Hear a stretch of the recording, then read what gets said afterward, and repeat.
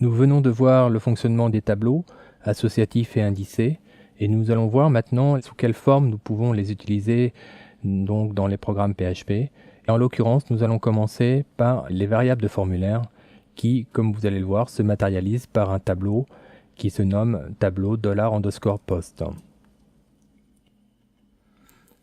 Pour commencer, observons cette figure sur laquelle à gauche vous pouvez remarquer un formulaire. Nous avons deux champs. Le premier, l'attribut name sera égal à nom. Le second sera égal à prénom. Et nous avons un bouton de soumission en bas dont le name sera égal à bouton. La configuration de la balise formulaire elle-même aura comme attribut action égale action1.php qui est donc la seconde page vers laquelle nous allons diriger l'information. Et l'attribut méthode de cette même balise formulaire sera égal à post, qui est donc la méthode par laquelle on va envoyer les informations. Pour mémoire, la méthode post, contrairement à la méthode get, permet d'envoyer des informations sans qu'elles apparaissent dans l'URL. Nous allons maintenant simuler le fonctionnement de ce formulaire. L'utilisateur devra donc au préalable remplir les deux champs. Donc là, en l'occurrence, nous avons mis dans le champ nom de France et dans le champ prénom Jean, et appuyer ensuite sur le bouton valider. Les informations vont ensuite transiter via la méthode post vers la page action 1 et seront ensuite disponibles dans un tableau qui se nommera $_post. Si nous représentons le contenu de ce tableau, nous aurons comme, vous voyez que c'est un tableau associatif au passage, nous aurons donc comme clé de ce tableau du premier élément nom, la deuxième clé sera prénom et la troisième clé bouton. Chacune de ces clés correspondront à la valeur que nous avons saisie, soit dans les champs ou soit la valeur que nous avons attribuée au bouton, à savoir valider. Nous allons ensuite passer à une expérimentation sur ce même sujet directement dans l'éditeur. Passons maintenant à la pratique. Nous allons donc réaliser dans un premier temps un formulaire. Pour cela, nous allons ouvrir dans les modèles la page forme 1 qui contient un formulaire avec deux champs. Ces champs donc ont pour attribut action name nom et le deuxième attribut name est égal à prénom pour le deuxième champ. Nous avons donc un bouton qui lui a aussi l'attribut name égale bouton.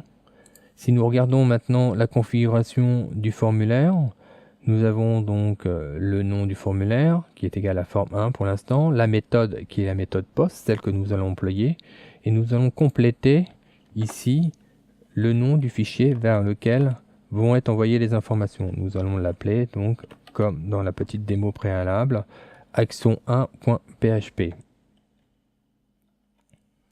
Enregistrons maintenant ce fichier dans notre répertoire habituel.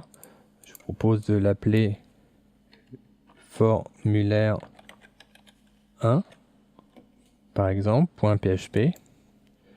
Et nous allons maintenant créer la seconde page, la page qui doit se nommer action1.php qui sera censée donc recueillir les informations. Pour cela, nous allons ouvrir une nouvelle page par rapport au modèle. Nous allons prendre une page de modèle type PHP. Nous allons nous placer ici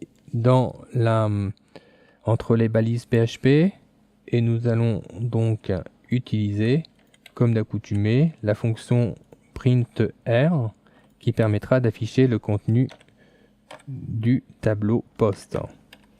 Voilà. Nous allons encadrer cette même fonction par nos habituelles balises prêt.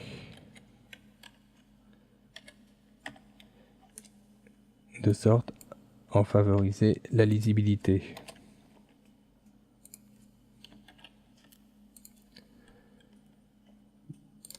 J'enregistre donc la page dans le même répertoire sous le nom action 1.php.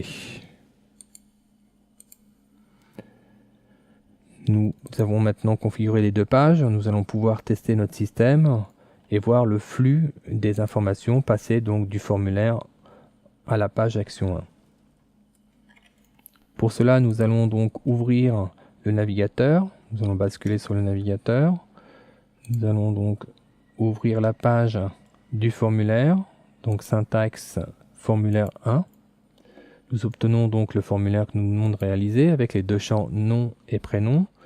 Nous allons remplir par exemple notre nom dedans et nous allons valider ce formulaire de sorte à le soumettre au fichier Action 1 que nous avons configuré dans les paramètres du formulaire. Nous voyons que dès que la page Action 1 s'affiche, le printer qui est dédié justement à l'affichage du tableau poste nous indique que toutes les informations ont bien été envoyées correctement, que les noms des champs ont bien été configurés, puisqu'il s'agit bien de noms, de prénoms et de boutons, et que leurs valeurs correspondent bien à celles qui ont été saisies dans les champs et au nom qui est inscrit sur le bouton de soumission du formulaire.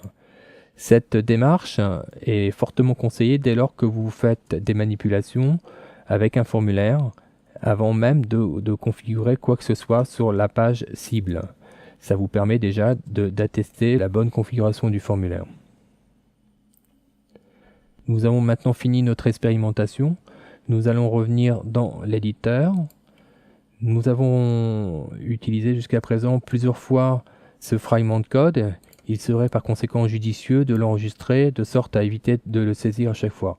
Je vous propose donc de copier ce fragment dans une page spécifique que nous allons ouvrir maintenant, de sorte à pouvoir le réutiliser par la suite. Nous pouvons d'ailleurs l'encadrer par des balises PHP, ça permettra de l'utiliser d'une manière autonome si besoin. Et nous allons donc enregistrer ce fragment de code dans les modèles. Voilà, nous allons le nommer printer, le fichier existe déjà. Voilà, et ça nous permettra par la suite d'éviter de ressaisir ce même code à chaque fois que nous en aurons besoin.